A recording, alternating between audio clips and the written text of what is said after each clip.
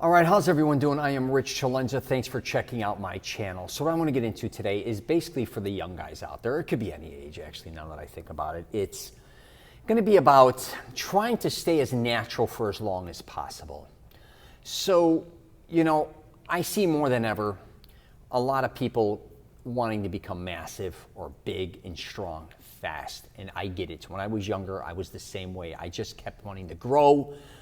I wanted to literally be like 260 pounds by the time I was like 23, 24 years old. And believe it or not, I got up to almost, I was like 250, 247, 250 naturally. And I was around a lot of juice heads, a lot of guys that took a lot of things from growth hormones, obviously steroids, and everything in between. I did take supplements. That I did take, but everything was legal for the most part. I don't say this to brag that I got that big naturally, but I'm going to tell you some tricks that I used. But what really I think helped me more than anything, even though I was around a lot of guys that did a lot of crazy shit in these gyms, was I was deathly afraid of needles and pills. Still am to this day. Have no idea why. I think if I wasn't afraid of either one of those, I would have definitely been the dude to jump on steroids, probably right out of high school or even during high school. But again, I don't know what it is. I have a phobia to this day regarding both of those things. And then I even thought about, again, taking the pills that might be simpler, but again, I heard it would deteriorate your liver and all these different types of things. I was just scared.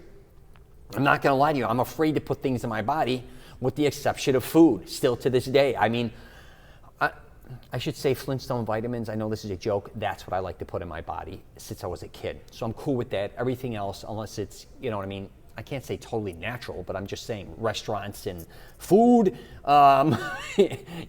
juices, all that type of shit. I'm going to trust that. I'm not going to trust anything from a pharmacy or anything like that. I've been very fortunate not being sick. I was sicker when I was younger, but as far as being an adult or even through my teens, I really didn't have to, take any medicines. I didn't have to have any operations. So, but back to trying to be as natural as possible, I get a lot of young guys asking me about this stuff.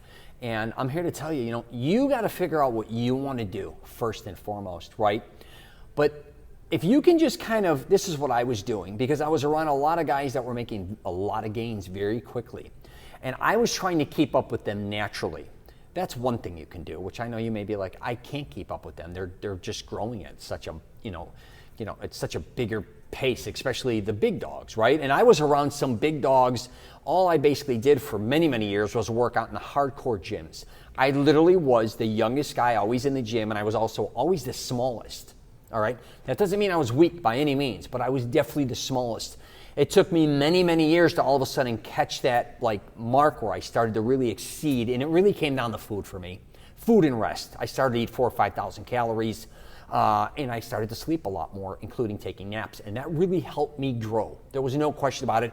I love Italian food too. So it was especially in my late teens and early 20s, I was eating pastas and steaks and obviously seafood, all these different types of things, hanging out in a lot of restaurants and just eating a lot. And I had the money to do it. I know a lot of guys want to get big.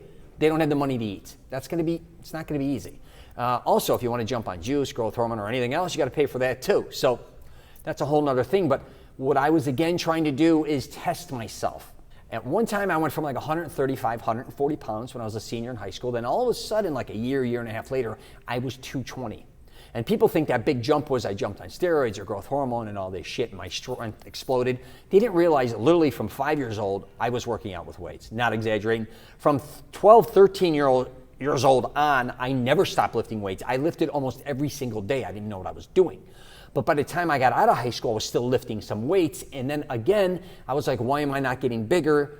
And everybody used to say, either get on juice or you got to eat more, dude. And they were right. For me, it was food.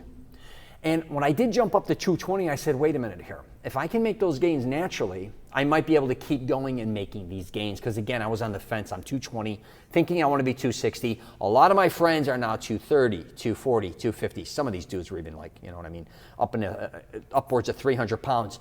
Now, here's the thing, too. I was looking at them going, I didn't like the way they looked. I didn't. A lot of them had bad acne. I could tell, and I went bald, too. But a lot of them were losing their hair at that point in time.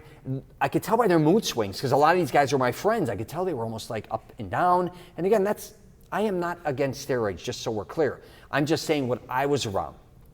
And I also, they had to be so consistent with it. I saw their gains, and then I saw their losses. I'm like, you know, if I quit working out too, and if I wasn't consistent, I'm sure I would have had gains and losses, but theirs seemed to be like really hardcore. Like in 60 days, they would gain a lot of mass, a lot of strength, and then literally the next 30 or 60 days, I see them lose a lot of it too. Some kept it, but I just didn't want to keep up with the bullshit.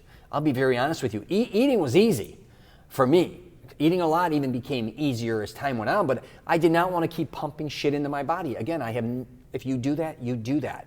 But again, I started to think, let me try to gain 5 pounds of like just mass, like really per year. But what started to happen was 5 turned into 10. It just started to come to me. By the time I was like 24 years old, I was like 245, 250 pounds. Now, I did have kind of a big stomach, but I definitely had some great gains.